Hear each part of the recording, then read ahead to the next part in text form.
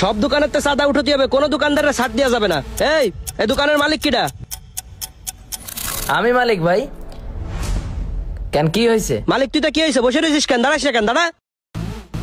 হ্যাঁ বলেন। আগে এক গ্রুপে টাকা পয়সা দিয়ে ব্যবসা করেছিস না, এখন আমাকে টাকা পয়সা দিবি। ওরা তো ভাগছে, এখন আমাকে দে। ভাই আপনি মনে হয় ভুল জায়গাতে আসিছেন। কখনোই আমি কাউরে চাঁদা দিয়ে ব্যবসা করি নাই। কাউরে টাকা পয়সা দিসনি মানে? টাকা পয়সা কাউরে না দিয়ে তুই এই জায়গায় ব্যবসা করছিস কিভাবে? কেন ভাই, দেশ কি কারোর বাপের নাকি যে চাঁদা দিলে ব্যবসা করা যাবে, না হলে ব্যবসা করা যাবে না? চাঁদা দিয়েছি এই জায়গার মালিক রে। এই জায়গার মালিকের কাছ থেকে 8 লাখ টাকা অ্যাডভান্স দিয়ে এই বিল্ডিংটা করে নিয়েছি 15 লাখ টাকা খরচ করে। মোট 25 লক্ষ টাকা খরচ করে এই রেস্টুরেন্টটা দিছি নিজের টাকায়। কারোর বাপের টাকায় তো ব্যবসা শুরু করি নাই যে তাদের চাঁদা দেবো ভাই। ওর কথাবার্তার লাইন তো ভালো মনে হচ্ছে না। শুধু চাঁদা নিলে হবে না, ওরে একদম ভরে দিতে হবে। মনটাই যা মনে চাচ্ছে। কোন ভাই ভইরে দি? না দাঁড়া, তুই কি চাঁদা দিবি ভালো কথায়, নাকি অন্য কিছু করা লাগবে? মেয়ে ভাই আপনি কিসের চাঁদা নিতে আসছেন বুঝতে পারতেছি না। এখানে তো মসজিদের জন্য 30 টাকা চাঁদা নিতে আসে। মাদ্রাসায় ওয়াজ মাহফিল হইলে, কেউ অসুস্থ হইলে বা কারো ক্যান্সার বা বড় রোগ হইলে 50 টাকা 100 টাকা চাইতে আসে। আপনি কোন টাকা চাইতে আসছেন ভাই? আমরা ফকির না, আমরা রাজনীতি করি। ছেলে পেলে চালাতে গেলে আমাকে খরচ আছে, এই জন্যই টাকা পয়সা আমাকে এভাবে নেওয়া লাগে। ওই 10-20 টাকা নিতে আসিনি, আমরা সব দোকানের তো 10,000 করে নিচ্ছি। তুই বেশি কথা কইছিস না। আর তোর এই জায়গায় 25 লাখ টাকা ইনভেস্ট করেছিস না, তুই দিবি আমার 25,000। ভাই মাথা ঠান্ডা করেন। আপনি যে আমার কাছে অবৈধভাবে 25,000 টাকা দাবি করতেছেন, কি করবেন এই টাকা? কারে খাওয়াবেন? এটা কি হালাল হবে আপনার জন্য? হালাল হারাম বুঝার টাইম নাই। পোলাপান চালাতে হয়, নিজেকেও চলতে হয়। রাজনীতি করতে গেলে খরচ আছে। রাজনীতির মানে কি বোঝেন? রাজ অর্থ রাজা, রাজার নীতি বলতে নীতিবান। যে রাজ্য চালায় তাকেই রাজা বলা হয়। আর নীতিবান বলতে যার ভিতর নৈতিকতা আছে, তারাই নীতিবান। রাজনীতি তাদের যারা সামাজিক কাজ করে, যারা ভালো কাজ করে। এই দুইটা মিলেই রাজনীতি।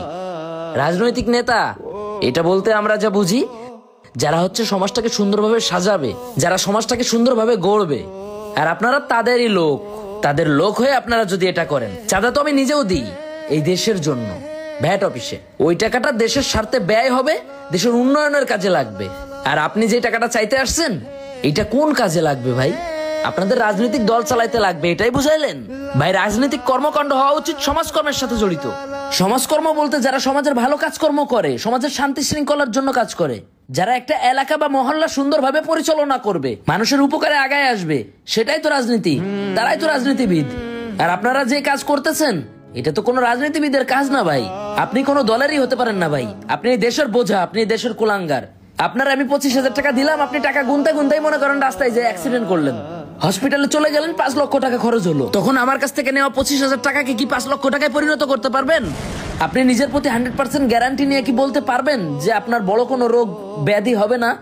আপনি কি 100% গ্যারান্টি নিয়ে বলতে পারবেন যে রাস্তায় নামলে আপনার অ্যাক্সিডেন্ট হবে না? তখন আপনাকে কে দেখবে ভাই? মানুষের মনে কষ্ট দিয়ে হারাম ইনকাম করলে এটা থাকবে না ভাই, এটা চলে যাবে। কোন অবৈধ পথে টাকা ইনকাম করা ব্যক্তিকে দেখেছেন এ পর্যন্ত ভালো আছে? কোন অবৈধ ক্ষমতার অধিকারী মানুষকে দেখেছেন মানহানি অপমান বিধ্বস্ত না হয়ে ভালোভাবে সম্মান নিয়ে বেঁচে আছে? কেউ নেই ভাই।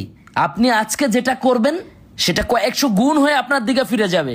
তাই বলি, কাউকে কষ্ট দিয়ে ইনকাম করেন না, প্রয়োজনে খেটে খান, প্রয়োজনে ভিক্ষা করেন। চাঁদাবাজদের থেকে ভিক্ষুকদের মর্যাদা বেশি, এটা আমাদের হাদিসেও বর্ণিত আছে ভাই। এই জিনিসটা মাথায় রাখবেন। আমি ব্যবসা করে প্রতি মাসে 1.5 থেকে 2 লক্ষ টাকা ইনকাম করি। আপনি একজন মানুষ, আমিও একজন মানুষ। আপনার নেতা আপনাকে কত টাকা দেয়? আপনার নেতার পেছনে ঘুরে আপনি কয়টা বাড়ি করছেন, কয়টা গাড়ি করছেন?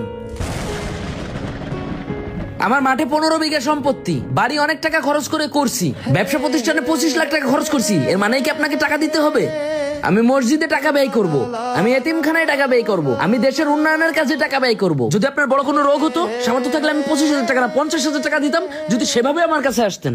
কিন্তু আসছেন আপনি চাঁদা নিতে ভাই। মরে যাব কিন্তু আপনাকে চাঁদা দিব না। ইউ আর রং, ভুল জায়গায় আপনি আসছেন। আপনি এখান থেকে চলে যান, নয়তো চাপাটি দা সবকিছুই কিন্তু আমার রেস্টুরেন্টে মাংস কাটার জন্য আছে। আপনার হাত আছে, হাত আমারও আছে। কয়েকটা জীবন যদি ঝরে যায় চাঁদাবাজিদেরকে শায়েস্তা করতে, তাহলে পরজন্মের মানুষগুলা অনেক ভালো থাকবে। চাঁদাবাজির মতো যেসব হারাম ইনকামের পন্থাগুলো আছে, সেগুলার বিরুদ্ধে রুখে দাঁড়ান। চাঁদাবাজরা কখনোই ক্ষমতাবান হতে পারে না। তারা অবৈধ শক্তির আওতায় থাকে এবং সেই শক্তিকে ব্যবহার করে। পরিশ্রমী করা মানুষেরা আপনারা ঐক্যবদ্ধ হন এবং এদের বিরুদ্ধে রুখে দাঁড়ান।